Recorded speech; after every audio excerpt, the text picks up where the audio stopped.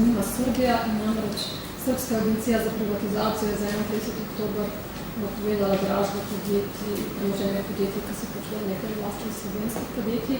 Pa me zanima, ali Slovenija dela kaj na tem, da bi bila preklicana uredba in spremenjen zakon o privatizaciji, januarja spet sprememba, ki so bila pač pravna podlaga za sklicke dražbe.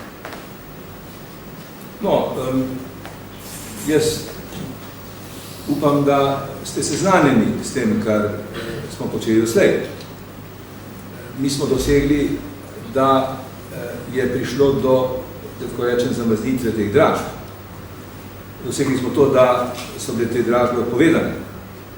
In dosegli smo to, da se bodo kakršnekoli dražbe napovedane ponovno ali pa ne, da bo predtem prišlo do sestankov visokih predstavnikov za nasledstvo, ekspertov za tolmačenje tako imenovane priloge G sukcesijskega sporazuma. Kot veste, Srbija, tako kot Slovenija, Hrvaška in vse druge države naslednice nekdanje SFRJ podpisala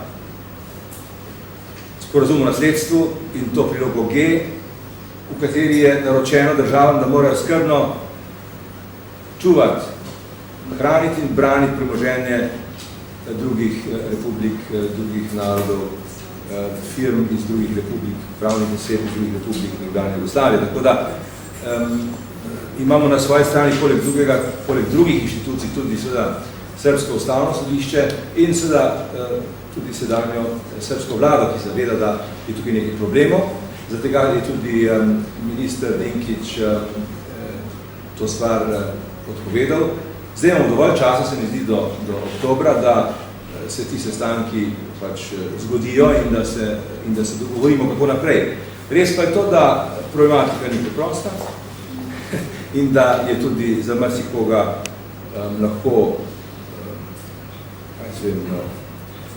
boleča. Gre za zadnje za denarna sredstva oziroma za premoženje.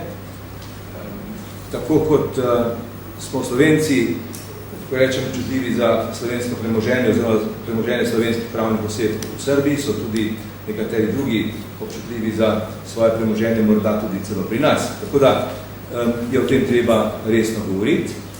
Skrajni čas je že.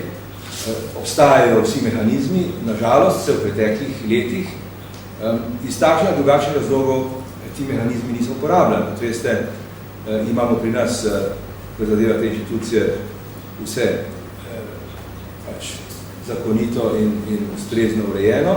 In jaz upam, da bo zdaj pač to dogajanje, ki je bilo, te napovedi, ki so bile, da bodo spodbudili hitrejše reševanje. Gre pa za vse za premoženje, ki kot pravijo naši podatki, sega tja do vrednosti nekaj 10 milijonov evrov, kar seveda je veliko, je pa daleč od tistega, kar se je tudi govorilo ali pa pisalo,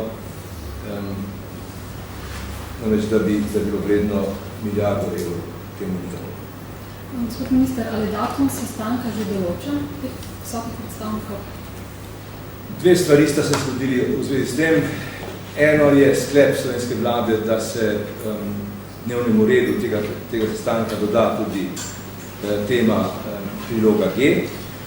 Drugo je, da je bil prejšnji teden v Beogradu naš državni sekretar in je, tako rečem, pritisnil na vse gumbe, ki so bili na razpolago, da se ta sestanek zgodi čim prej. Jaz mislim, da se mora zgoditi še v tem mesecu, oziroma mesec septembra. Pa se bi srpska stran strinjala s tem, da se uvrstite točko na dnevni red? Kako? Se bi srpska stran strinjala, da se ta točka uvrsti na dnevni red? Torej, srpska stran je tista, ki sklicuje takšen sestanek, to, kar so oni na vrsti. In kar zadeva Slovenijo, mi ustrajamo pri takšnem dnevnem redu. Res pa je to, da ta skupina oziroma ta organ, to telo, sklepa soglasje, da tega tudi so bili zapleti v preteklosti. No, jaz mislim, da ima Slovenija v rokah precej možnosti, ne rečem, instrumentov, s katerimi si lahko pomaga pri tem, da dosežemo, da bo to na dnevnem redu. pa bo Slovenija to uporabila?